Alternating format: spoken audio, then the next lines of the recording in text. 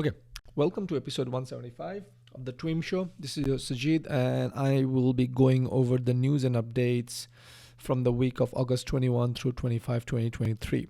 First off, a little quick update on LinkedIn. LinkedIn has now made some changes to their newsletter platform or the newsletter functionality, and now you can have up to 5 different newsletter per profile. And I believe that is, let me see. It's yeah, you can any member company via pages can host up to 5 newsletters in one place with different topics, design frequency of posting for each newsletter. The other things you need to know about is obviously there is a change in the creation user interface. Now you can do preview, and then you can also save it in draft mode, add a mix of photos, layouts, video links. You could add a lot more SEO title descriptions, even for more better reach, and people who subscribe to your newsletter are going to get automatically added to be so here's how it works. If you follow my newsletter, you will also automatically be following me. I'm not sure if that's a good idea, but at the same time, if you're following my newsletter, you probably want to see what I have to share on my profile as well. So LinkedIn is definitely growing. If you're not using newsletter, you may want to consider using it. With that, let's move on to the next update. TikTok is pushing retailers to adopt native shopping. So back in 2021, TikTok launched this integration with Shopify so that users can have a TikTok storefront, and when they click on it, they ended up with Shopify. And they also launched a lot of different integration with other shopping platforms. If I remember correctly, WooCommerce was one of them. Now TikTok is pushing their retailers on their platform to stop using that and basically use TikTok Shop. TikTok has seen some early good results, and now TikTok is saying, hey, we want everyone to be on our platform, we want them to shop on our platform, things like that. This is kind of good for TikTok. However, it's kind of bad for Shopify and other platforms. Now, whether the retailers are going to bite or not, that remains to be seen. But they are going to discontinue. I'm looking for the discontinue date, but unfortunately, I did not write that down in my show notes. So you just have to go figure it out if you're a TikTok retailer. But I'm sure you would have gotten the notice from TikTok as well. But in the past, it was easy that you could link your Shopify store on TikTok and really make some progress. But at the same time, given the way the platforms are working and how it's going into a cookieless world, if you are on the same platform, which is if you're in the app, TikTok has more data from you, doesn't have to worry about getting blocked by Apple's iOS or ATT tracking features, things like that. It just makes it a lot easier. So it is definitely a little bit more work for you, and I'm pretty sure there is this app that's going to be built that's going to take your Shopify information, push it into TikTok, and vice versa, and so that you can do retail inventory management in one place and not be running around between Google Business, Google Merchant Central, Facebook Shop, if that's still a thing, TikTok Shop, and things like that. So there is going to be a hub that's coming up, and if you're looking for an idea to work on, maybe this is one of that. Okay, talking about that, TikTok, the other thing TikTok has done is they've officially launched TikTok search ads. Basically, search ads are, as you know, when you go search something up, you get a result. However, in TikTok's case, it's not just because of the keywords, but they are also going to be tied to relevancy, user intent as they understood from the search query, and broader learnings about the user behavior. Right. Per TikTok, the typical search journey starts with a user clicking on the search button at the top of the For You feed. From there, they type in search query, and which then yields a series of search results. The ads appear among the search results. Once a user clicks on a search ad, the ad mirrors the in-feed TikTok experience, with users able to continue scrolling through the search results in the order they appear on the page. This is big. Remember back last year, Google has said that TikTok remains a big threat to Google's search business, it is here because TikTok has about 100 million US active users. That's monthly, by the way, but still it's a big number. Okay, well, so that's one channel for you to try out if you haven't tried out, and see if you can grow your business from that angle, especially if you have a TikTok shop. Why not? Or if you have a product that can be marketed on TikTok, why not?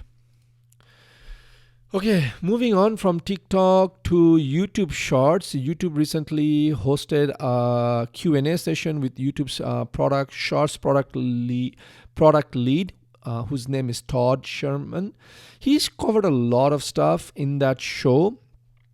Some of the things that I want to point out is, number one is long form content is very different from short form content. YouTube has no intention of changing their YouTube shorts from 60 seconds to say 90 seconds or 120 seconds or 5 minutes, as you have seen in other platforms. Sharman says, hey, we don't need it. We already have a video platform where you can post long form content or content that is a little longer. For shorts, we're going to stick to 60 seconds for now, at least, right? The other thing is shorts, the way the algorithm works is very different from YouTube regular algorithm works. It's just because of the way the users are consuming the content, right? On shorts, it's just swiping up and going in through it content. So it's a very different user intent signal than, for example, if you and me are watching the YouTube video where we are looking through the thumbnails, things like that. Now, talking about thumbnails, also there he talked about we are not going to put a thumbnail creation tool because most of the views come from people swiping through the shorts feed, which means that the people won't see your thumbnails anyway. I'm not sure if I agree on that, but that's what he says. But YouTube did add the capacity to frame your clip as a thumbnail. So obviously, if you want a particular thumbnail, you put that in your clip and then use that clip in your thumbnail, and that's just a workaround. So I might as well, Sharman, make it easy. But hey, he works there. I don't. I'm an outsider. He doesn't. I'm so small that he probably doesn't even get a chance to listen to what I have to say. But he is who he is, right? Okay. And he's on hashtags. He says sometimes it will work, sometimes it will not. You have to play around with it. Because he says hashtags can sometimes be related with a real world thing, like an event that you want to associate with. Oftentimes they're focused on topics, and I think in both those cases, creators should consider using them, and also your results may vary. Okay, I'm looking through it. The last thing is, some gurus have been saying, hey, the way to maximize your short reach is to deleting and re-uploading your video. And he says, I wouldn't advise that. I've heard people talk about this like a growth hack on Twitter or something like that, but I think that also risks getting it seen as spam in your systems. So that's kind of a way for the YouTube Shorts product lead, what's his name is, Todd, to say, hey, don't do it. So if someone is telling you that, hey, you should do this, which is post a video, then delete it, then re-upload it, it's just like gaming the system. Maybe you will get some results, but eventually they will catch you, and then you're gonna get in a lot of trouble. And the last thing is, I forgot the good part, which is sometimes people will create 5 or 10 videos or multiple shorts in hoping hey, something is gonna catch on, something is gonna get catch on fire. Todd says, what, maybe you should reduce the number of videos you post and post higher quality videos. I like that, but at the same time, if you are experimenting, you probably want to try that out. How you take it is up to you, but what they're saying is think your audience, not algorithm. So what are the content that your audience may want to know or hear about? I'm not a shorts expert. I don't do shorts, so I'm not the right guy to give you advice on shorts, but I just feel like he's right. Oftentimes you probably don't want to keep on publishing, because then the system thinks all you publish is like low quality content, and then it's not going to give you reach until the date someone finds out. It's catch 22, right? But find the balance, what works for you. Get on that thing, try different things out, see if it works or not. If it does, keep doing it, but don't kill yourself to publish one shots every day. I think that's what it comes down to. Okay, moving on to Google Ads. We covered this last week. Google Ads is thinking of adding, enhanced customer support, where you have to pay for it. They're calling it premium, enhanced customer support, whatever it is. Now it seems like some users have started seeing it. Like PPC expert Natasha saw it in her account, and it's apparently $50. So it seems like for $50, you're going to call up some Google rep somewhere on this planet Earth, and they're going to jump on and they're going to be like, hey, I see your account. It's not optimized. It's 80-70%. You got to go to 100%. Turn on auto updates and go do this, go do that. I wouldn't do that. I mean, there is a video on YouTube in our channel, Market and Grow, as well as on our blog, where I said, I wouldn't touch Google Ads account strategies, I believe that's what they were called, with a 10-foot pole. And this is back like 2 years old or 2.5 years old, back in the day when they would call you based on your ad spend and say, hey, I'm your ad account specialist this quarter, and I would like to help you get the maximum out of it. And the results over there has been horrendous, right? Because all they do is turn on broad matches and all these options, suggestions from Google, where all it does is, it's quickly ends up using up your budget and making a profit for Google, not for you. Because at the end of the day, Google makes money when someone clicks on your ad. You only make money when the user or the visitor coming to your site through that ad actually converts, whether they make the purchase, whether they sign up for your newsletter, or whether do some action that is valuable to you.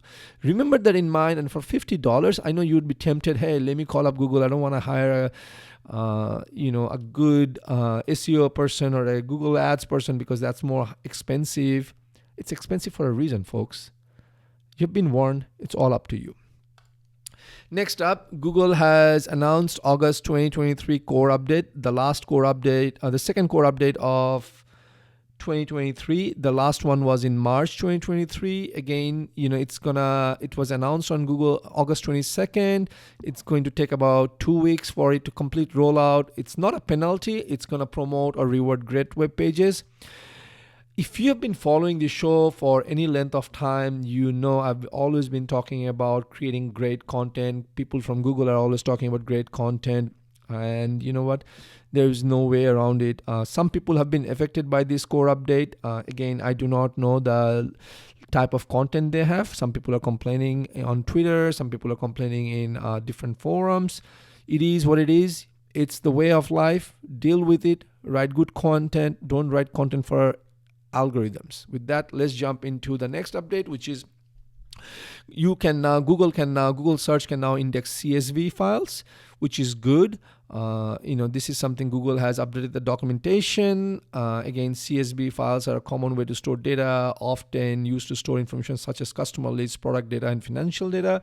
But at the same time, you need to be careful, and you want to make sure that there are no .csv files on your website or anywhere in your repository, such as Amazon S3, and that are getting unintentionally exposed to search results. How many times have you seen, or I have seen many times, even in fact today, where I found coaches in the coaching industry who had his webinar email script on his Amazon S3 bucket that is exposed, and it's on the Google search results. I was looking for something else that this coach does. I was looking for a PDF, and boom, came this email sequence script for his webinar and post-webinar follow-up.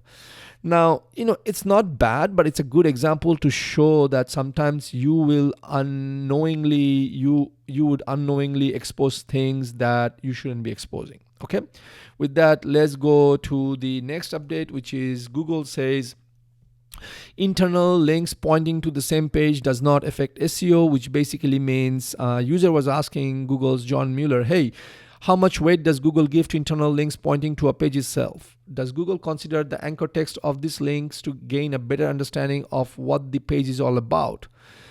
In other words, is Google going to say, hey, so and so is linking an internal page, so that page must be really important. Let's give it a little bit more priority, higher score than maybe a page that doesn't.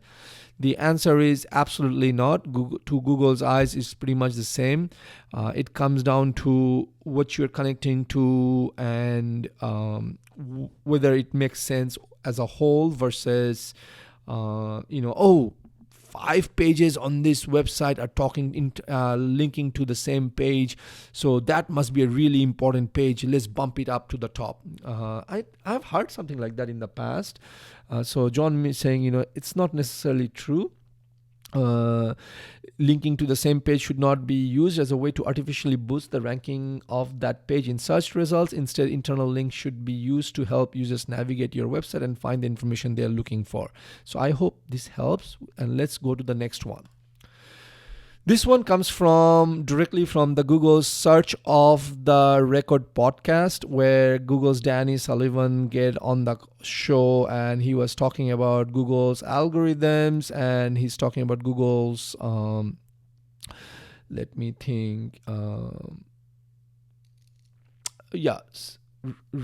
updates and ranking systems. And some people think, they're all the same. It's not. He's saying some people think that just because there is a new update, which is what's happening right now, it necessitates reworking your SEO strategy, and he disagrees with that.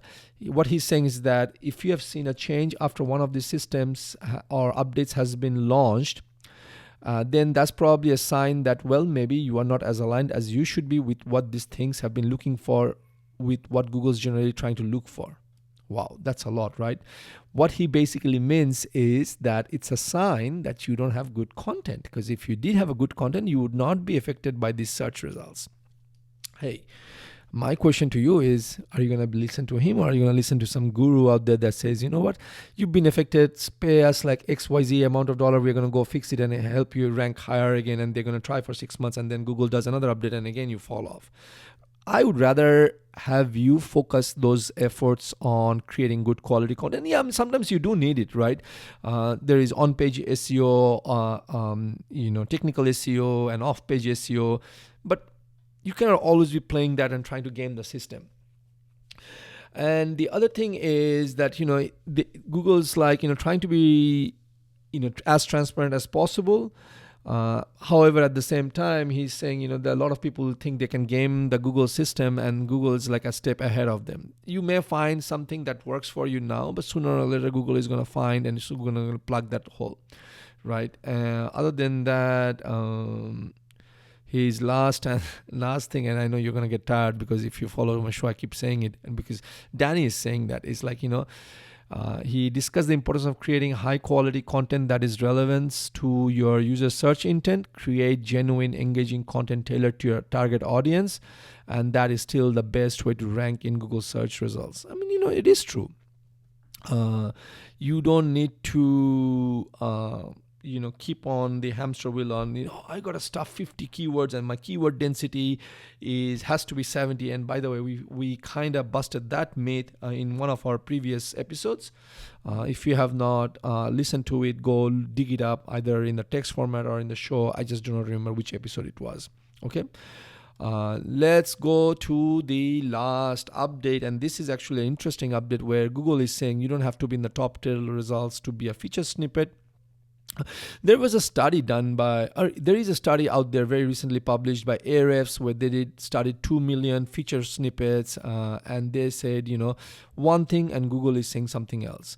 So Ahrefs is saying, backed by their own data with 2 million data points, they're saying if your page is ranking anywhere in the top 10 Google search results, it has a chance to also get the number 0 spot, which is a featured snippet. And the best part is that the amount of effort required to get to the featured is almost 0. That is if you get lucky. That is directly out of Ahrefs' study. Now, If you're not sure what feature snippets are basically also known as answer box. They're the search results that appear at the top, the search engine results page, and quickly answers your query. They are typically a brief summary of the relevant information from a web page, and they can be a great way to get your content noticed by searchers, which is great. John Mueller is saying like there is no rule that a page has to rank in the top 10 search results positions for it to be considered eligible for featured snippet positions. Right, so that directly contradicts what Ahrefs is saying. That's correct, number one. And number two is Google's Danny Sullivan is also saying if a web page listing is elevated into the featured snippet position, we no longer repeat the listing in the search results. This declutters the results and helps users locate relevant information more easily. Featured snippets count as one of the 10 web page listings we show. So, having read this, back to you, what do you think?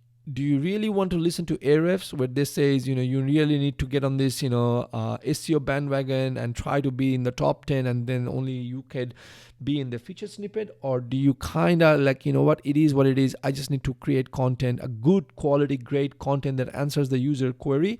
And then I just have to wait for that to get shown up. Who would you listen to? John Mueller, Danny Sullivan, or do you want to listen to Ahrefs? One is an outsider. The other two are, are Google's official rep for their search product. I mean, if you ask me, I would probably listen to Danny and John Mueller versus listening to Ahrefs, because Ahrefs is a very outsider saying things based on their analysis, right? It's like me saying Amazon employees are so productive and amazing because they have this great parking policy, right? Because I look at this Amazon's parking policy and I'm like, Amazon has this engaged, talented workforce because they have this amazing parking policy and I need to replicate that. That's me as an outsider saying that.